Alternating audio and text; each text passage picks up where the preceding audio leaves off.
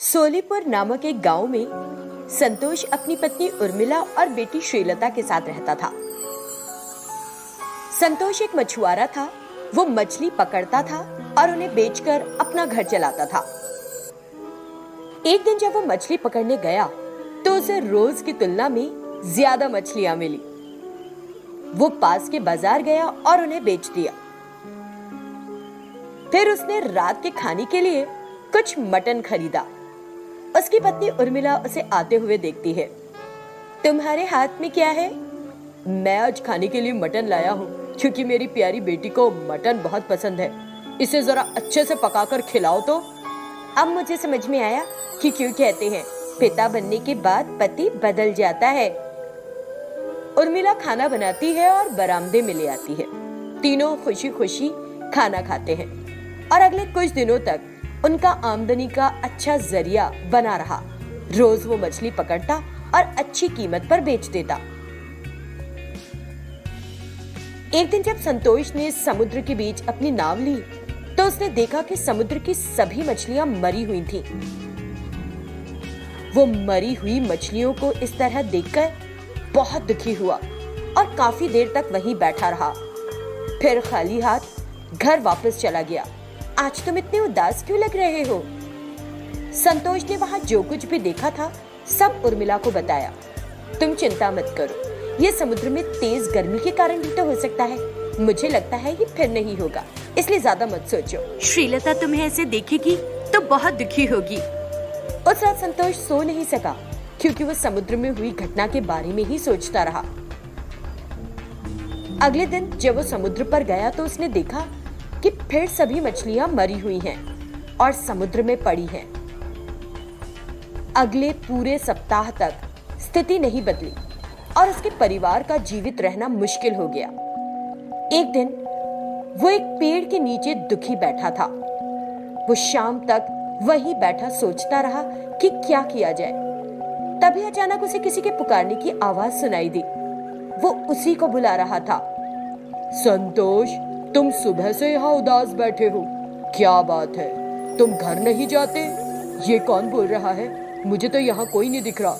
मैं एक जादुई पेड़ हूँ। बताओ, तुम उदास क्यों हो? एक पेड़ कैसे बात कर रहा है? मैं एक जादुई पेड़ हूँ और मैं बात कर सकता हूँ। किसी को पसंद करूँ तो उसकी मदद भी कर सकता हूँ। इसके बाद संतोष पेड़ को अपनी समस्या बताने लगा। पेड़ को संतोष की हालत पर तरस आया और वो उसे कुछ पैसे देने लगा। इस तरह उसे पैसे मिलते रहे और संतोष तो अमीर हो गया। और फिर एक दिन उसने सोचा, मैं भी इस पेड़ से जब भी कुछ मांगता हूँ ये मुझे दे देता है। मैं इस पेड़ के अंदर छिपे हुए धन की कल्पना कर सकता हूँ। उसने उस पेड़ को काट दिया। पेड़ अंदर से खाली था और उस समय तक जो भी संतोष को पेड़ से मिला था सब कुछ अचानक गायब हो गया। ऐ जादुई पेड़, मुझे माफ कर दे। मैंने तुझे काटकर बहुत बड़ी गलती की। मैं वादा करता हूँ आज से अपना जीवन पूरी ईमानदारी से जीऊंगा, मछली पकड़ता रहूंगा और कभी फिर लालच नहीं करूंगा। देखो बेटा, लोभ सदा दुखी देता है। यह हमारे जीवन में अंधेरा भर देता है। तुम्हारे पास जो कुछ भी है उससे संतुष्ट रहोगे तो जीवन खुशियों से भरा होगा। पेड़ ने फिर संतोष को कुछ मछलियां दी। तब से संतोष ने महसूस किया कि जीवन का असली मजा तो जो कुछ भी हमारे पास है उसका आनंद लेने में है। रामकली नाम की एक गरीब औरत थी जो अपने दिमागी तौर पर बीमार बेटे रामू को ठीक करने और उसकी देखभाल करने के लिए दूसरों के घरों में काम करती थी। वो रोज भगवान के सामने दीपक जलाती और मैंने अपने पिछले जन्म में जरूर कोई पाप किया होगा, इसीलिए मेरे बेटे को इस जन्म में ये सजा मिली है। आप मेरे धैर्य की परीक्षा क्यों ले रहे हो भगवान? मेरे बेटे को स्वस्थ कर दो। मैं आपके नाम का उपवास रखती हूँ। दया करके मेरे पापों को क्षमा करो और मेरे बेटे को बचाओ। आपके पास अहिल्या के श्राप को दूर करने और उसे पत्थर से मानव बनाने की शक्ति थी, फिर आप मेरे बेटे को भी ठीक क्यों नहीं कर सकते? रामकली भगवान के सामने रो रही थी। तभी उसका बेटा इधर उधर चलता हुआ उसके पास आ गया। उसने तुरंत अपने बेटे को पकड़ा और उसे खाट पर बिठा दिया। जिस पल तुम्हारे पिता को पता चला कि तुम्हें मानसिक रोग है, हमें छोड़कर ही चले गए। लेकिन मैं तुम्हें उनकी तरह नहीं छोड़ सकती, क्योंकि मैंने तुम्हें 9 महीनों तक अपने पेट में रखा है, तुम्हें अपना खून दिया है और सांस भी। अब केवल मौत ही हम दोनों को अलग कर सकती है। राजू कुछ बेसब्र सा इधर उधर देखता रहता है। क्या तुमको कुछ चाहिए बेटा? रामू कुछ नहीं बता पाया और इधर उधर देखता रहा। बाबू कुछ खाओगे?